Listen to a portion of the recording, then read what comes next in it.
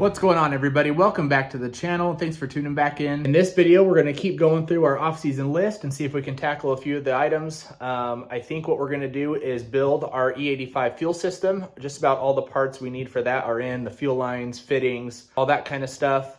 And then also I'm going to pull the axles out of the rear end and try to see if we can fix a leaking issue that we've been having. So see if we can find a solution for that. I don't know if that's going to involve an inner seal if my axle has provisions for it, or if we're gonna have to figure something else out. I'm not really sure, but we'll see when we get in there. And yeah, we won't waste any more time. We'll jump right into it. As far as the Dash 10 feed line goes, I reached out to my buddy Ryan at Freeform Motorsports here in Nampa, Idaho, and he's got a lot of experience with the 85 and recommended this. So it's a synthetic rubber, which is less likely or harder to break down than normal rubber. So we went with this for the feed and return lines.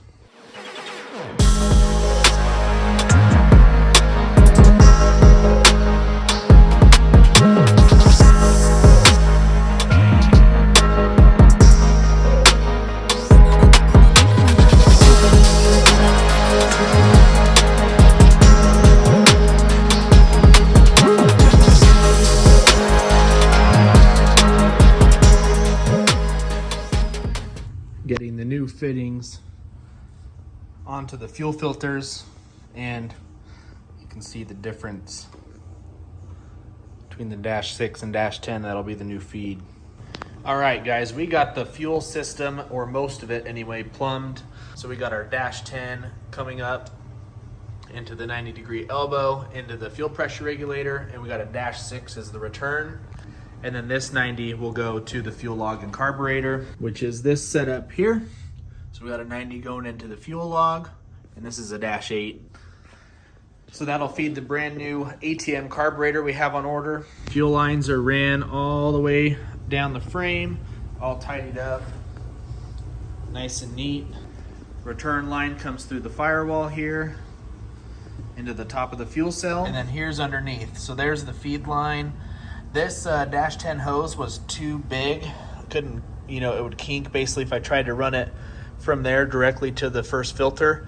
So I kind of had to do a little back and forth, but it was nice because it ended up tucking up here in the bumper, right into our new Holley fuel pump. This is the black pump. I think it's 140 gallon per hour compared to my 110 gallon per hour that came off the car. And this one's good for 85 and methanol.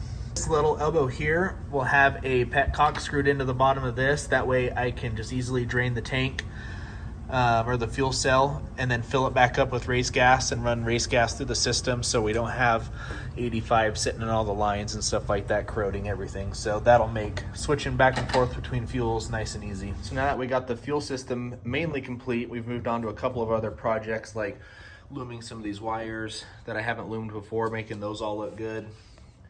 Got two brand new Hoosier front runners mounted, so those are fresh and ready to go. Looking good. And then we've moved on to a project that has not been my favorite so far, and that is taking care of these leaky axle seals that have been leaking the last couple of years. So as you can see, we got both tires off, brakes, axles are out. Axles are sitting in here, and these are a Moser axle, and they've been really good, but I think it's really the last piece of the car that I haven't upgraded. Those are probably the original axles from when that 9-inch was narrowed, and they definitely need some maintenance. These are an O-ring seal on the bearing here, so we got new O-rings coming from Moser to hopefully seal it up a little bit. And those leaking issues, man, they just get on the back of these nice brand new wheels, and they just, with the dust and everything, it just tears up the back of the wheel. So I'm very excited for that to be taken care of. So we're currently working on getting this last stud out, and this thing has been my kryptonite. The other half of it is right here.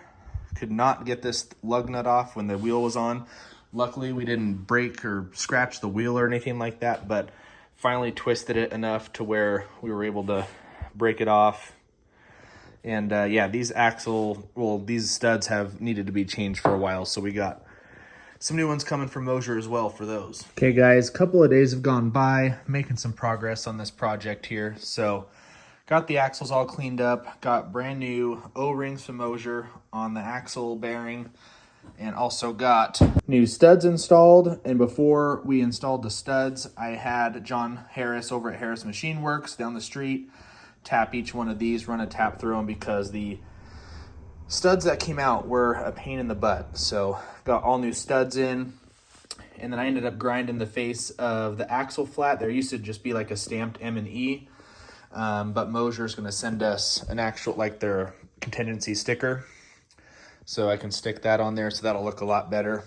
And then turns out that there was actually no inner provision for a seal in these axle tubes. I thought way down there was a provision, but after I got it all cleaned up, I realized that was not a provision to slide a seal all the way down in there.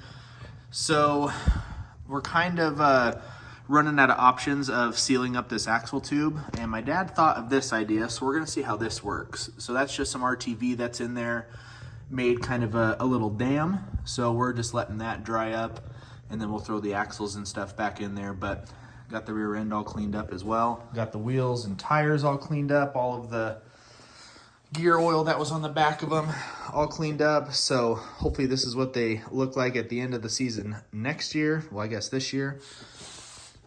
And yeah, so we're making some progress. I'm gonna let that RTV cure, and then I got some Curry E85 140 gear oil we're gonna throw in there. And yeah, hopefully have this whole nightmare of an axle leaking project done for the year. All right guys, and just like that, got the rear end all put back together. Moser sent us the new contingency stickers, so we got those put on the axles. Fluids in there.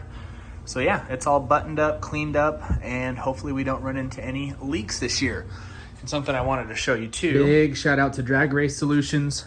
Picked up these billet black and machined lug nuts, and man, they are gonna look super good.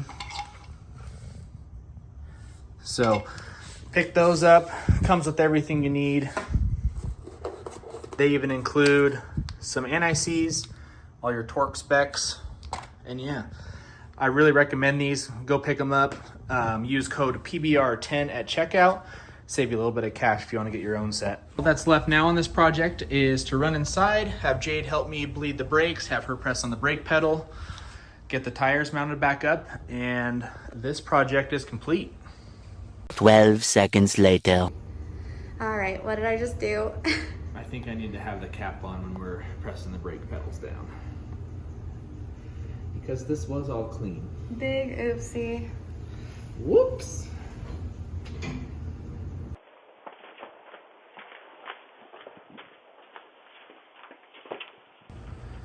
Okay, we are finished up. A few more things checked off the list. Fuel system's ready to go. Just about ready to drop the engine transmission back into it. Check out how these lug nuts turned out. Looking good, all torqued down. So yeah, we are just checking things off the list of this off season as we inch closer to race season. Really can't come soon enough.